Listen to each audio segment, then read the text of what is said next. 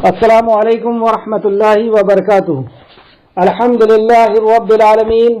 الصلاة والسلام علی سید المرسلین وعلی آلہ واصحابہ اجمعین اما بعد. رب اشرح لی صدری ویسر لی امری واحلل عقدۃ من لسانی یفقہوا قولی. رب زدنی علما رب زدنی علما رب زدنی علما. تمام تر تعریف حمد ثنا کبریائی بڑائی بزرگی اور مجد اس خالق کائنات کے لیے لائق اور زیبا ہے جو ساری کائنات کا تنہا خالق مالک مربی اور منتظم ہے. درود و سلام ہو انبیاء اکرام پر، خصوصاً نبی مکرم رحمت للعالمین امام الانبیاء محمد صلی اللہ علیہ وسلم پر. اس مختصر سے درود و سلام کے بعد آج انشاءاللہ تعالی ہماری کلاس آیت نمبر 127 سے رہے گی سورہ نساء کی، اور آج 5واں پارہ بھی ہم لوگ ختم کرنے کی کوشش کریں گے انشاءاللہ تعالی. کل کی کلاس میں جو چیزیں ہم نے پڑھی اس کی میں یاد دہانی کرانا چاہوں گا، کیونکہ وقت کی زیادتی کی وجہ سے کچھ باتیں رہ گئی تھیں جو بہت زیادہ اہم تھی. کیا کیا ہم نے کل پڑھا تھا؟ سب سے پہلے یہ کہ قرآن کے نزول کا مقصد کیا ہے. قرآن کے نزول کا مقصد کہ اس کے اوپر ہم تدبر کریں، غور و فکر کریں، اس پر ایمان لائیں اور عمل کریں، اور عمل کی بنیاد سے اس کو لوگوں تک پہنچائیں. اللہ خیانت کرنے والوں کو پسند نہیں کرتا. جو مال کی خیانت کر لیتا ہے، وہ کسی کا مال ہڑپ کر لیتا ہے یا جائیداد ہڑپ کر لیتا ہے، اللہ رب العزت اس کو پسند نہیں کرتا. تیسرا ہم نے دیکھا تھا گناہوں کو اللہ رب العزت بڑے سے بڑا بھی کوئی گناہ کر کے آتا ہے اور وہ اللہ رب العزت سے توبہ کرتا ہے، یعنی اپنے گناہ کا اعتراف کرتا ہے اور دوبارہ گناہ کرنے کا ارادہ نہیں رکھتا اور نبی مکرم کی اطاعت اور فرمانبرداری پہ جھک جاتا ہے، ایسے گناہگار کی بڑے سے بڑی گناہ کو بھی اللہ رب العزت معاف کرتا ہے. جیسے وہ حدیث ہم نے پڑھا تھا کہ نبی کریم صلی اللہ علیہ وسلم فرماتے ہیں کہ گناہ ہو جائے اور پھر وہ 2 رکعت نماز پڑھے اور اللہ سے معافی مانگے تو اللہ معاف کرتا ہے. چوتھا، ہمیں جو تکلیف پہنچتی ہے وہ ہمارے گناہوں کا نتیجہ ہوتی ہے، اور جب ہم اس گناہ پر جب تکلیف پہنچتی ہے اس میں ہم صبر کرتے ہیں، شکر کرتے ہیں اور شرک نہیں کرتے ہیں تو اللہ رب العزت اس گناہ کی وجہ سے، اس تکلیف کی وجہ سے بھی ہمارے گناہوں کو معاف کرتا ہے. پانچواں، حدیث بھی وحی الہی ہے، مطلب جس طریقے سے قرآن نازل ہوا ہے اس طریقے سے وحی بھی اللہ رب العزت نے نازل کیا ہے، اور ہمیں دونوں پر ایمان رکھنا ہے اور دونوں کو سمجھ کر کے اور اس پہ عمل کرنا ہے. چھٹواں، 2 مسلمانوں کے بیچ اگر صلح کراتے ہیں تو اللہ کے نزدیک اس کا بہت بڑا مقام ہے، بہت بڑا درجہ ہے. وہ 2 مسلمان بھلی ماں بیٹے ہوں یا بہن بھائی ہوں یا میاں بیوی ہوں یا پڑوسی ہو، رشتہ دار ہو یا جماعت کے اندر کے 2 لوگ ہوں، اگر ہم ان کو صلح کرا دیتے ہیں تو نبی کریم صلی اللہ علیہ وسلم نے فرمایا کہ کیا میں تمہیں نہ بتاؤں کہ درجے کے اعتبار سے نماز، روزہ اور زکوٰۃ سے بھی اونچا عمل. صحابہ نے پوچھا یا رسول اللہ ضرور بتائیے، تو آپ نے کہا کہ وہ عمل یہ ہے کہ تم 2 لوگوں کے بیچ میں صلح کرا دو. اور تباہ اور برباد کر دینے والا عمل یہ ہے، تباہ اور برباد کر دینے والا عمل یہ ہے کہ تم لوگوں کے بیچ میں رنجشیں پیدا کر دو، دشمنیاں پیدا کر دو. ساتواں، ہمیں قرآن اور حدیث پر اس طرح ایمان لانا ہے، اس طرح اس پر عمل کرنا ہے جس طرح صحابہ نے کر کے دکھایا. مطلب قرآن اور حدیث کو اس طرح سمجھنا ہے جس طرح نبی مکرم نے سمجھایا، اور اس طرح عمل کرنا ہے جس طریقے سے نبی کریم صلی اللہ علیہ وسلم اور صحابہ اکرام نے عمل کیا. مطلب صحابہ کے منہج کو یہاں پہ بتایا گیا. 8واں، شرک کرنے والا اگر اپنے توبہ نہ کرے اور اسی حالت میں اس کی موت ہو گئی تو اللہ رب العزت اسے معاف نہیں کرے گا، اس کو جہنم کے اندر ڈالے گا اور ہمیشہ ہمیشہ وہ جہنم میں رہے گا، کیونکہ وہ شرک کی حالت میں اس دنیا سے گیا تھا، بغیر توبہ کیے اس دنیا سے گیا تھا. 9واں، شیطان کا وسوسہ، کہ شیطان کس طریقے سے وسوسہ کرتا ہے، کس طریقے سے وہ ہمیں گمراہ کرتا ہے. سب سے پہلا اس کے اندر یہ بتایا گیا تھا کہ وہ امید دلاتا ہے، امید دلاتا ہے کہ یہ نافرمانی کر لو، اس طریقے سے تمہیں بنگلہ، گاڑی، موٹر مل جائے گی، یہ نافرمانی کر لو، یہ دنیا کی عیش و آرام مل جائے گا. یہ ایسے وہ وعدے دلاتا ہے، ایسی امیدیں دلاتا ہے، اور پھر جب امیدیں دلا دیتا ہے تو اس امیدوں کو پورا کرنے کے لیے سب سے پہلے وہ جو دعوت دیتا ہے وہ شرک کی دعوت دیتا ہے کہ اللہ کے علاوہ کسی اور کو نظر کرو، اللہ کے علاوہ کسی اور کو چڑھاوا چڑھاؤ، اللہ کے علاوہ کسی اور کو خوش کرنے کی کوشش کرو. اور پھر اس کے بعد وہ کبیرہ گناہ کی دعوت دیتا ہے، اور کبیرہ گناہ یعنی اللہ رب العزت کی تخلیق پر اللہ کی تخلیق پر اعتراض کرو، اللہ کی بنائی ہوئی چیز پر اعتراض کرو. اور کل اس میں بہت سخت باتیں آئی تھی، اس وجہ سے میں نے چاہا کہ اس کے اوپر احاطہ کر لیں۔ دیکھیے معزز سامعین اکرام، آپ سب جو یہاں تک ہم لوگ پہنچے ہیں تو اس کے پیچھے قربانیاں دیے ہیں۔ اللہ کو راضی کرنے کے لیے، جہنم کے عذاب سے بچنے کے لیے، قبر کے عذاب سے بچنے کے لیے، حشر کے میدان کی رسوائی سے بچنے کے لیے آپ میں سے کسی نے اپنے دوستوں کو چھوڑا ہوگا، آپ میں سے کسی نے اپنے رشتہ داروں کو چھوڑا ہوگا، کسی نے کاروبار کو چھوڑا ہوگا، اللہ کی رضا کے لیے بہت سی قربانیاں دے کر کے یہاں تک ہم لوگ پہنچے ہیں۔ اب یہ کچھ چند رہ گئی ہیں، اور آپ اگر محاسبہ کریں اپنا تو آپ دیکھیں گے کہ ہم لوگ جتنے بھی یہاں بیٹھے ہیں، میں نہیں سمجھتا کہ کوئی شراب پیتا ہو یا جوا کھیلتا ہو یا مرڈر کرتا ہو یا چوری کرتا ہو، ایسے تو کرائم کرنے والا مجھے نہیں لگتا کہ یہاں پہ کوئی ہو۔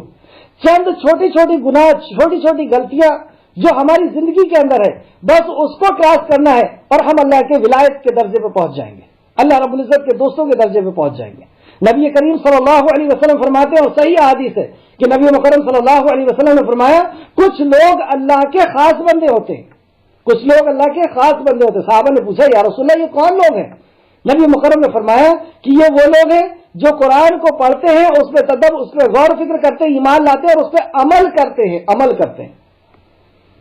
تو یہ قرآن پر عمل آپ لسٹ بنا کر کے دیکھ لیجئے، آپ دیکھیں گے کہ آپ جب ٹک مارنا شروع کریں گے کہ ہاں میں اس پر بھی عمل کرتا ہوں، اس پہ بھی کرتا ہوں، اس پہ بھی کرتا ہوں، اس پہ بھی کرتا ہوں، اور چند 2 3 یا 4 عمل ایسے ہوں گے کہ جہاں پر ہم جا کر کے اٹک جاتے ہیں، جس کو ہم کراس نہیں کر پا رہے، اور اسی کا کراس کرنا اور اسی کی قربانی، اور اسی کے قربانی کے بعد اللہ رب العزت کی رضا ہے،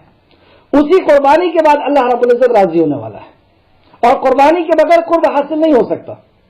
آپ دیکھیں یہ جو 9 دن چل رہے ہیں، یہ قربانی کو یاد دلانے کے، انبیاء کی قربانیوں کو یاد دلانے کے، ابراہیم علیہ السلام اللہ کے خلیل کی قربانی کو یاد دلانے کے، کہ کس طریقے سے انہوں نے ہر دور میں، جب وہ بچے تھے، جب چھوٹے تھے، اور اس دور میں، بچوں کے دور میں سب سے زیادہ محبوب ماں باپ ہوتے ہیں، انہوں نے ماں باپ کی قربانی دی،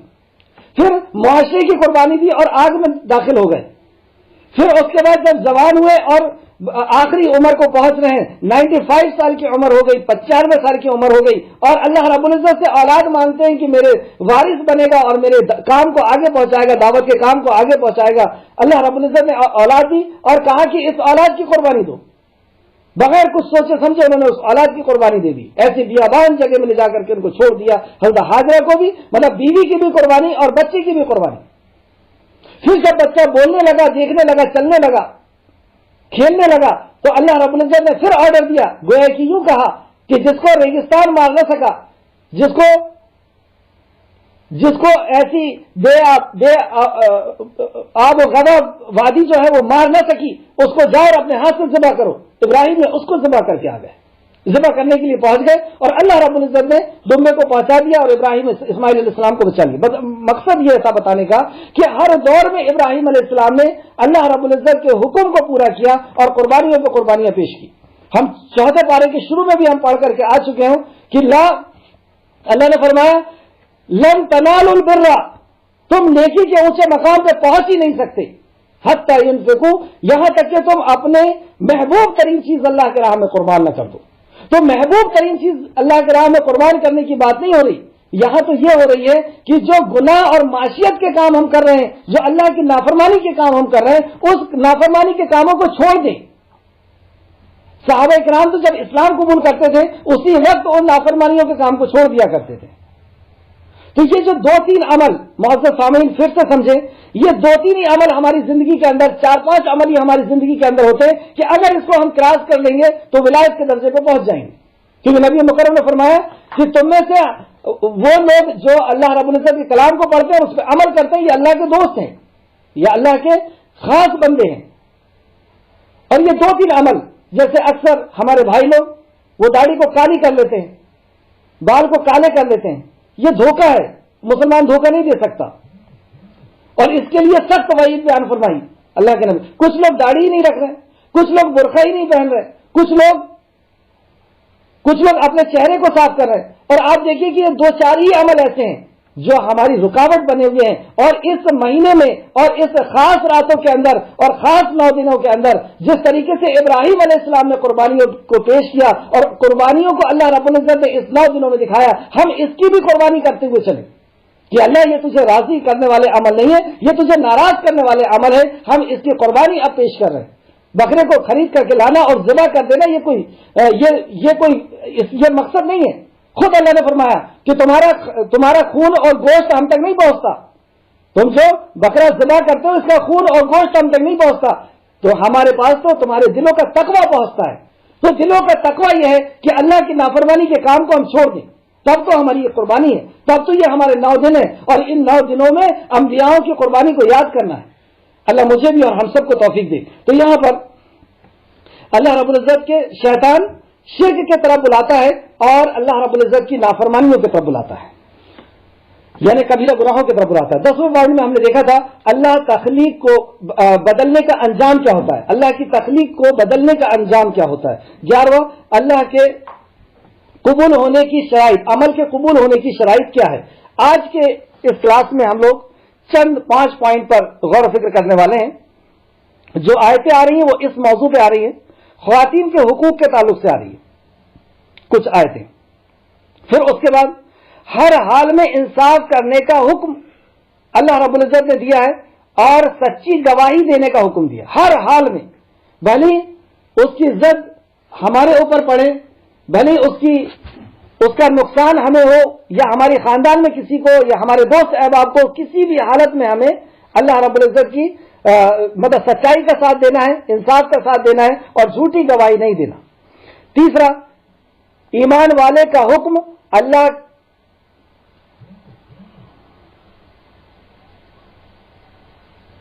اور چوتھا منافق کی صفت بیان کی گئی ہے کہ منافق کے اندر کیا کیا صفتیں ہوتی ہیں. وہ بہت ساری ڈیٹیل کے اندر ہم لوگ دیکھیں گے کہ منافق کے اندر کیا صفت ہوتی ہے, اور اپنا محاسبہ کریں گے, اپنے آپ کو چیک کریں گے کہیں ہمارے اندر تو وہ صفت نہیں ہے, اور اس صفت کو نکالنے کی کوشش کریں گے. اور پھر بتایا گیا کہ منافق کا انجام کیا ہوگا. اور 5واں اور سب سے اہم پوائنٹ کہ منافق کا علاج کیا ہے. منافقت اگر ہمارے اندر ہے تو اس کا علاج کیا ہے, کس طریقے سے اس کو دور کیا جائے گا. اللہ رب العزت سے دعا ہے کہ اللہ رب العزت ہمیں صحیح معنوں میں کتاب و سنت کو سمجھنے, اس میں غور و فکر کرنے اور عمل کرنے کی توفیق اور رفیق عطا فرمائے. اعوذ باللہ من الشیطان الرجیم.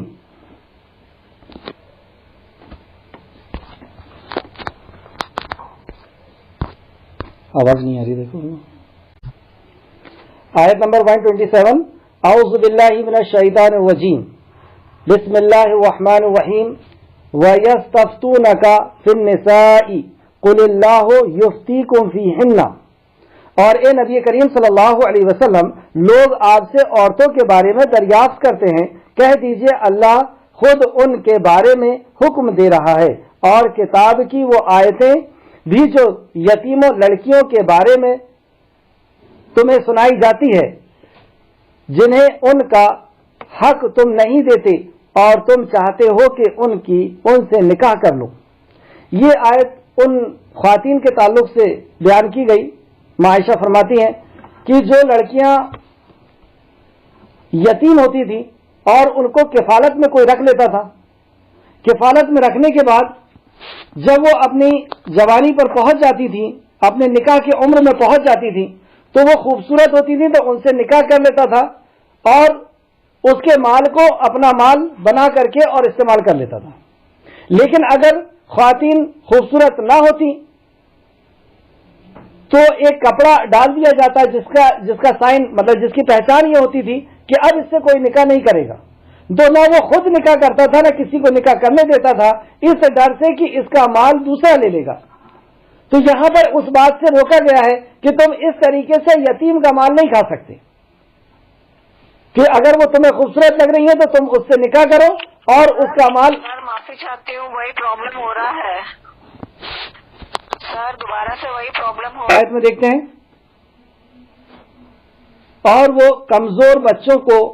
کے بارے میں بھی تمہیں حکم دیتا ہے, اور یہ کہ تم یتیم سے انصاف کرو, اور تم جو بھی نیکی کرو تو بے شک اللہ اس کا خوب علم رکھتا ہے. اور اگر تم نیکی کرتے ہو یعنی یتیم کی کفالت کرتے ہو اور اس کا مناسب جگہ دیکھ کر کے رشتہ کر دیتے ہو اور اس کے مال کے اوپر نظر نہیں رکھتے ہو اور اس کے مال کو ہڑپ نہیں کرتے ہو, تو اللہ رب العزت اس کا بہترین بدلہ اور اس کا بہترین اجر تم کو عطا کرے گا. آیت نمبر 128.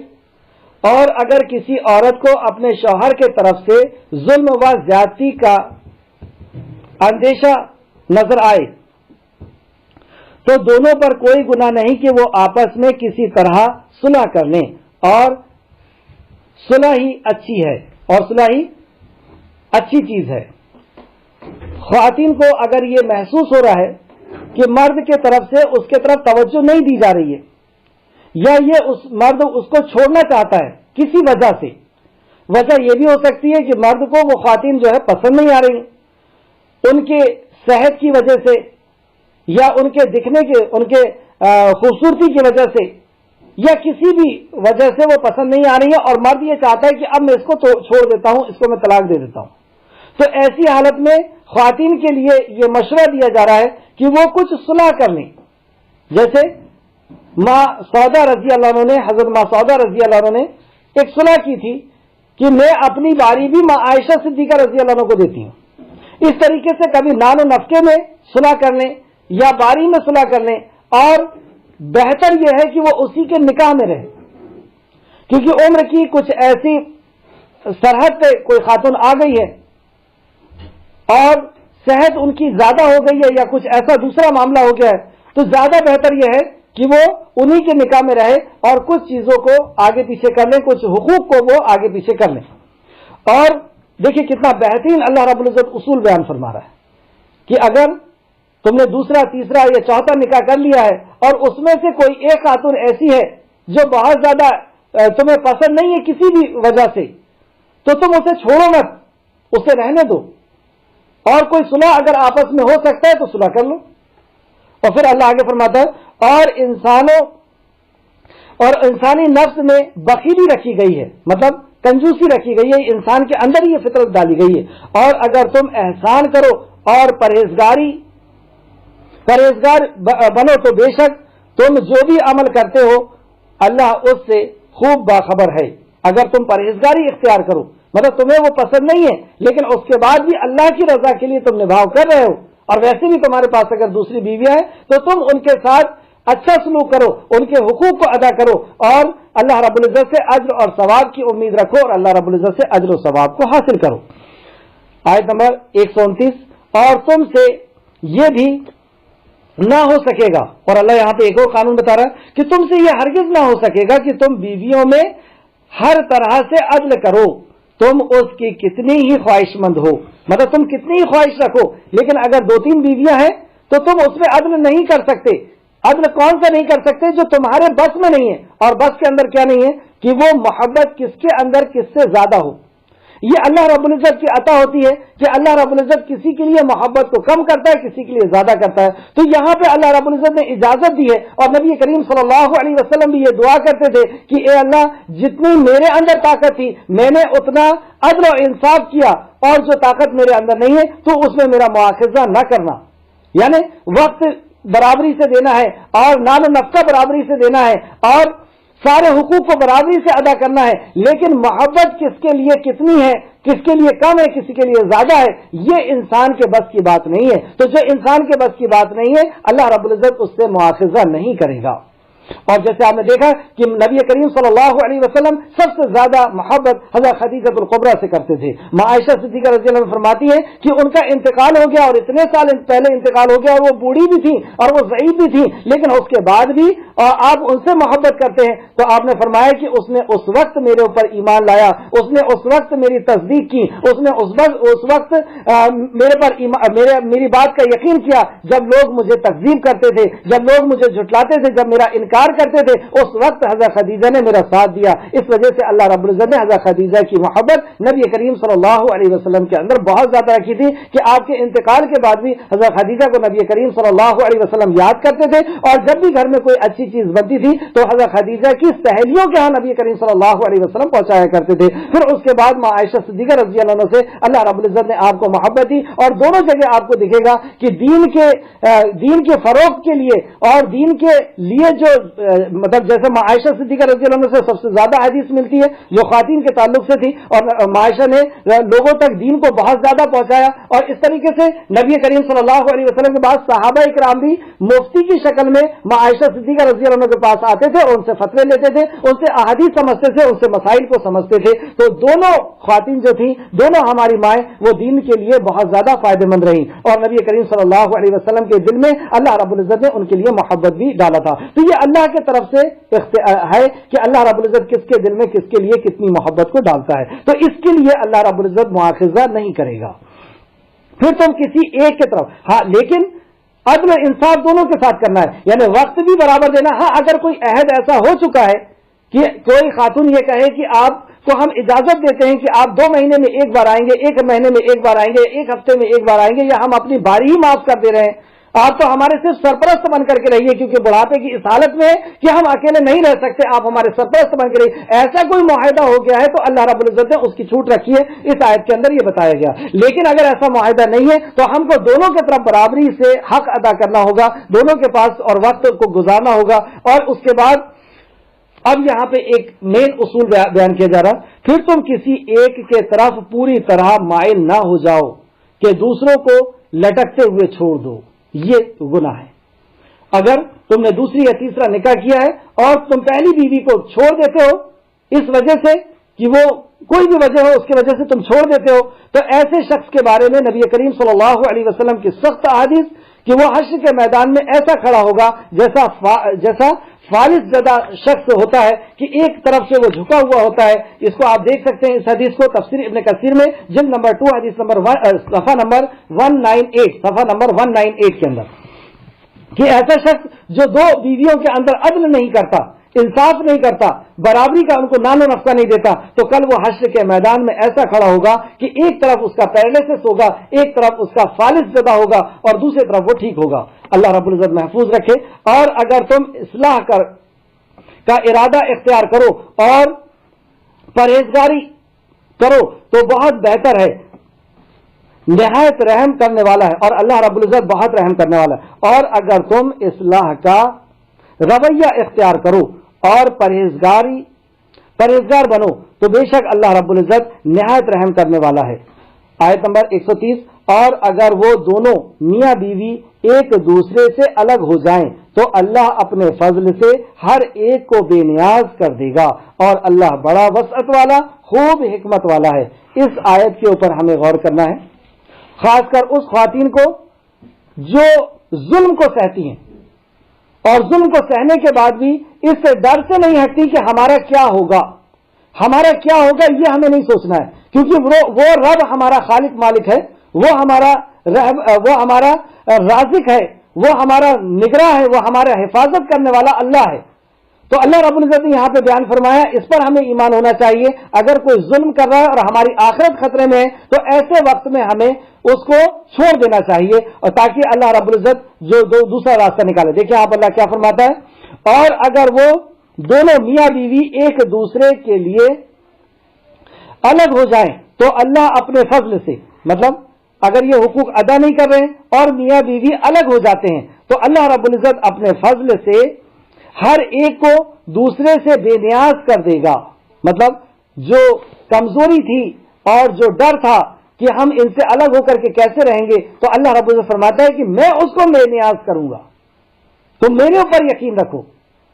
اور ایسا ظلم سہنے کی ضرورت نہیں ہے، اور گھٹ گھٹ کر کے مرنے کی اور اپنی آخرت کو داؤ پہ لگانے کی ضرورت نہیں ہے۔ اس کو چھوڑ دو، اور اللہ رب العزت اللہ رب العزت اسے بھی بے نیاز کر دے گا، اللہ رب العزت بھی اسے بھی غنی کر دے گا، اسے بھی ہر چیز سے عطا کرے گا۔ اور اس کے آگے اللہ فرماتا ہے، اور اللہ بڑی وسعت والا خوب حکمت والا ہے۔ اللہ رب العزت وسعت والا ہے، یعنی اس کے لیے بھی اللہ رب العزت کوئی بہتر شریک حیات کا انتظام کرے گا، مرد کے لیے ہو یا عورت کے لیے شریک حیات کا انتظام کرے گا، اس کے جیون ساتھی کا انتظام کرے گا۔ اور اللہ حکمت والا بھی ہے، اور اللہ کے پاس حکمت ہے کہ وہ کب کہاں پہ اور کیسے فیصلے کرنا ہے، یہ اللہ رب العزت بہتر جاننے والا ہے۔ اس کے بعد دیکھتے ہیں آیت نمبر 131، اور آسمانوں اور زمین میں جو کچھ ہے اللہ ہی کا ہے، بے شک جو کچھ بھی زمین و آسمان کے اندر ہے، ایک تنکے سے لے کر کے بلند آسمان تک، کوئی اس بات پر چیلنج نہیں کر سکتا کہ اللہ رب العزت کا نہیں ہے. ہر چیز کا بنانے والا اللہ ہے. اور ہم نے تم سے پہلے جن لوگوں کو کتاب دی ان کو اور تمہیں بھی یہ حکم دیا کہ اللہ سے ڈرو.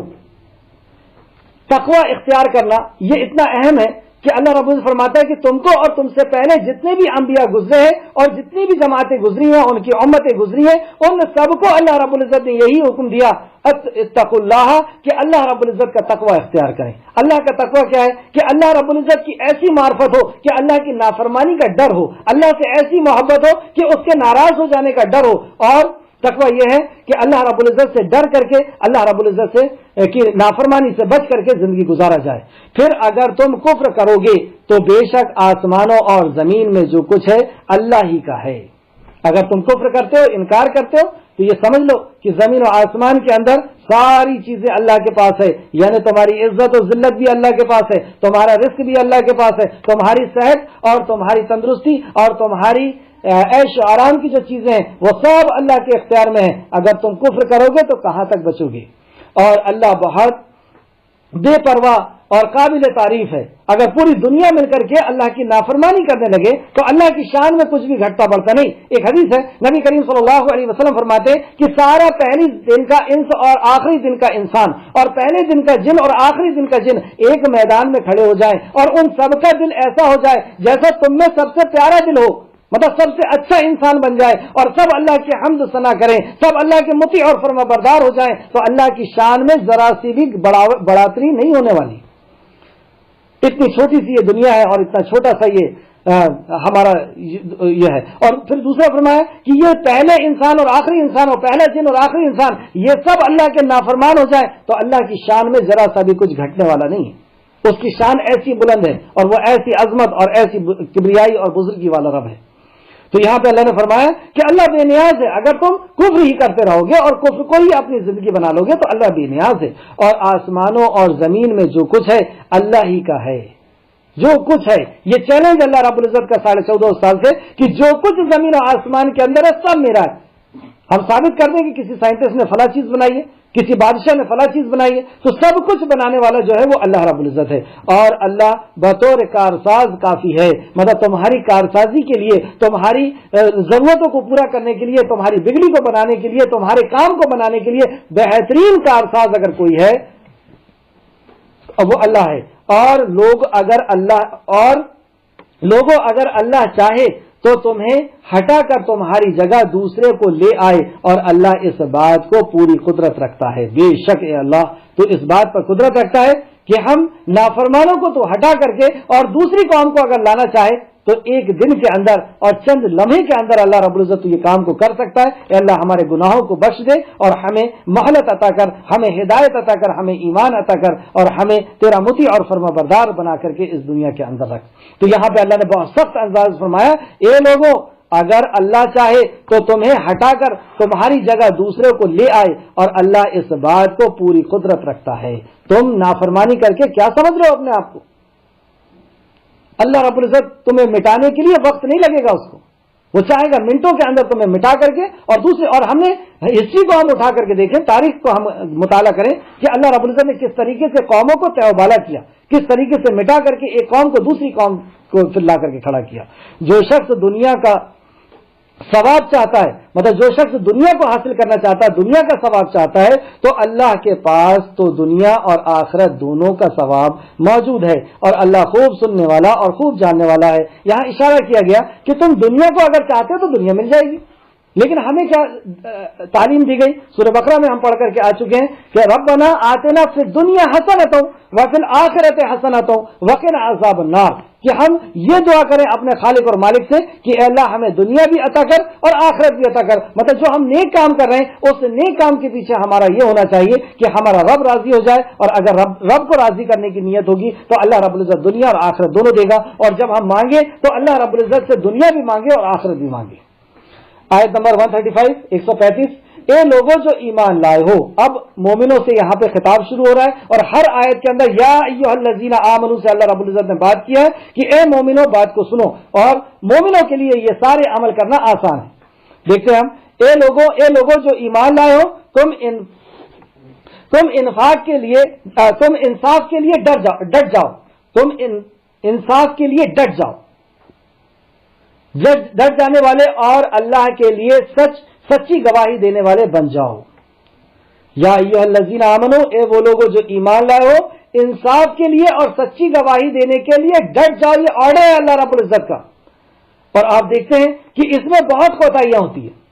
خاص کر کے جب جج کے سامنے جانا ہوتا ہے تو وکیل ہمیں مشورہ دیتا ہے کہ دیکھو یہ گواہی کو بدل دو، تو اس سے یہ ہوگا کہ فلاں کمپنی جو ہے ان کو بیمہ دے دے گی، یہ ایکسیڈنٹ کا معاملہ ہے اور فلاں کمپنی کی طرف سے اس کا انشورنس ہے اور اس کو یہ پیسے مل جائیں گے، اس کا فائدہ ہو جائے گا۔ فائدہ کچھ نہیں ہونا، کیونکہ یہ ناحق طریقے سے اس کو ہم دلوا رہے ہیں، یہ دنیا میں بھی اس کی سزا بھگتے گا، آخر آخرت میں بھی، اور ہم بھی اس میں پسے جائیں گے، کیونکہ ہماری وجہ سے ناحق طریقے سے کمپنی سے پیسہ لے کر کے ہم نے اس کو دلوایا ہے، مطلب ہم نے جھوٹی گواہی دی ہے، اور جھوٹی گواہی کی وجہ سے کہیں نہ کہیں اس دوسری پارٹی کا بھی نقصان ہو رہا ہے۔ تو اللہ رب العزت نے بولا کہ اس کی ضد بھلے ہی ہماری زندگی کے اوپر پڑے یا ہماری خاندان یا ہمارے رشتہ داروں کے اوپر پڑے، اور کل اس پہ تفصیلی بات ہو چکی ہے، آپ اس کو ذہن میں رکھیں کہ ہمارا وہ عزیز و اقارب ہو یا ہمارا پہچان والا نہ ہو، وہ غریب ہو یا امیر ہو، ہمیں اللہ رب العزت کے حکم کو دیکھنا ہے کہ ہمیں انصاف کا دامن نہیں چھوڑنا ہے، انصاف کو ہمیں نہیں چھوڑنا ہے اور جھوٹی گواہی نہیں دینا ہے، خواہ وہ تمہارے اپنے خلاف ہو۔ اگر وہ گواہی تمہارے اپنے خلاف بھی پڑ جا رہی ہے تو بھی تم جھوٹ نہیں بول سکتے۔ کسی جج کے سامنے کھڑے ہو کر کے، کسی انصاف منصف کے سامنے کھڑے ہو کر کے تم جھوٹی گواہی نہیں دے سکتے، بھلی اس کی نقصان تمہاری زندگی میں کیوں نہ ہو جائے، بھلی انشورنس تمہیں خود کیوں نہ مل پائے، تم خود اس سے ہاتھ دھو لو، جو کچھ بھی ہو سب منظور ہے، لیکن اللہ رب العزت کو یہ منظور نہیں کہ تم جھوٹی گواہی دو اور جھوٹے طریقے سے تم پیسے لو اور انصاف نہ کرو۔ تو انصاف کا یہاں پہ حکم دیا، خواہ وہ تمہارے اپنے خلاف ہی کیوں نہ ہو، تمہارے والدین اور رشتہ داروں کے خلاف کیوں نہ ہو، بھلی تمہارے ماں باپ کے خلاف وہ گواہی آ جائے یا فیصلہ آ جائے، فیصلہ بھی تمہیں سچا فیصلہ کرنا ہے اور گواہی بھی تمہیں سچی دینا ہے، بھلی تمہارے ماں باپ کے اوپر یا تمہارا نقصان ہو جائے یا تمہارے عزیز و رشتہ دار کا نقصان ہو جائے یا تمہیں لوگ سماج سے نکال دیں یا خاندان سے نکال دیں، کچھ بھی ہو، لیکن تم نہ جھوٹ بول سکتے ہو، جھوٹی گواہی دے سکتے ہو، نہ ناانصافی سے تم فیصلہ کر سکتے ہو۔ پھر آگے اللہ فرماتا ہے معاملے کا فریق امیر ہو یا غریب ہو۔ کئی بار ایسا ہوتا ہے کہ امیر کی طرف کوئی معاملہ ہے تو ساری کی ساری جنتا جو ہے عوام اس کی طرف چلے گئی اور غریب کی طرف کوئی بھی کھڑا نہیں، تو یہاں پہ اللہ رب العزت نے اس بات سے بھی روکا کہ وہ امیر ہو یا غریب ہو، تمہیں انصاف کا ساتھ دینا ہے، سچائی کا ساتھ دینا ہے۔ اس کے بعد ایک بہت حکمت والی بات اللہ رب العزت نے بیان فرمائی، ہم ایسا کیوں کرتے ہیں، نا انصافوں کے ساتھ کیوں کھڑے ہوتے ہیں؟ اس لیے کھڑے ہوتے ہیں اور جھوٹی گواہی کیوں دیتے ہیں؟ اس لیے کھڑے ہوتے ہیں کہ کہیں نہ کہیں ہمیں محبت ہوتی ہے اپنے عزیز و رشتہ دار سے، عزیز و اقارب سے، اپنے دوستوں سے، اپنی جماعت سے، اور ہم یہ چاہتے ہیں کہ اسے کچھ فائدہ مل جائے، اسے کمپنی کی طرف سے کوئی فائدہ مل جائے یا فلاں کی طرف سے کوئی فائدہ مل جائے، اس وجہ سے ہم ایسا کہتے ہیں۔ تو کیا ہم اس کے خیر خواہ زیادہ ہیں اللہ رب العزت سے؟ اللہ زیادہ خیر خواہ ہے اس بندے کا جس کو اس نے پیدا کیا، یا ہم اس کے خیر خواہ زیادہ ہو سکتے ہیں؟ تو اللہ رب العزت نے اس انداز میں یہاں پہ سمجھایا، دونوں صورتوں میں تمہاری نسبت اللہ زیادہ خیر خواہ ہے، مطلب تم جو اس کی خیر خواہی کرنا چاہ رہے ہو، اس کو کچھ مال دلوا دینا چاہ رہے ہو، اس کو کچھ دولت دلوا دینا چاہ رہے ہو جھوٹ کی بنیاد پر، ناانصافی کی بنیاد پر، تو تم سے زیادہ خیر خواہ اللہ ہے۔ یہ دنیا میں تم نہیں جانتے کہ یہ جو حرام طریقے سے یہ پیسے کو گبن کر رہا ہے یا دوسرے کا حق کھا رہا ہے، یہ غیر شرعی طریقے سے انصاف کرا کر کے اس کا مال لے رہا ہے، یہ دنیا میں بھی نقصان اٹھائے گا اور آخرت میں بھی نقصان اٹھائے گا۔ اس وجہ سے اللہ فرماتا ہے کہ اللہ بہتر جاننے والا ہے کہ اس کے لیے کیا بہتر ہے، تو تم انصاف کا ساتھ مت چھوڑو۔ تم یہ مت دیکھو کہ میری رشتہ داریاں ختم ہو جائے گی، میری دوستیاں ختم ہو جائے گی، میری عزت ختم ہو جائے گی، یہ سب کچھ نہیں دیکھنا ہے، اور صرف کیا دیکھنا ہے کہ اللہ رب العزت نے ہمیں حکم دیا ہے کہ تم سچوں کے ساتھ رہو، تم انصاف کے ساتھ رہو، بس تم نا انصافی اور اعوذ باللہ من الشیطان، بس تم نفسانی خواہشات کے پیچھے پڑ کر انصاف کے دامن کو نہ چھوڑو۔ نفسانی خواہشات کہ میری عزت ہو جائے گی یا میری دوستی بنی رہے گی, میری رشتہ داری بنی رہے گی, میں باپ کے خلاف کیسے بول دوں, میں بھائی کے خلاف کیسے بول دوں, یہ نفسانی خواہشات. تو تم نفسانی خواہشات کے پیچھے پڑ کر انصاف کا دامن نہ چھوڑو. سبحان اللہ, کیا تعلیمات ہے اللہ رب العزت کے کلام کی. اور اگر تم نے تھوڑی اعوذ باللہ من الشیطان, اور اگر تم نے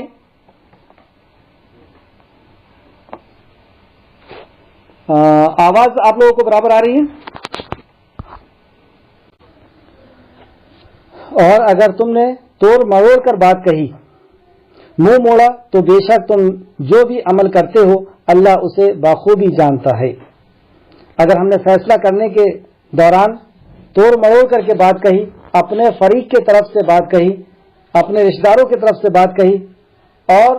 وہاں پر کچھ بھی لچک دکھائے, تو اللہ رب العزت فرماتا ہے کہ اللہ رب العزت سب کچھ جاننے والا ہے, علم والا بھی ہے اور خوب باخبر بھی ہے. تمہارے سارے اعمال سے اللہ رب العزت باخبر ہے. تو اس سے یہ پتہ چلا کہ فیصلے اور گواہی میں کس چیز کا خیال رکھنا چاہیے کہ ہر حال میں انصاف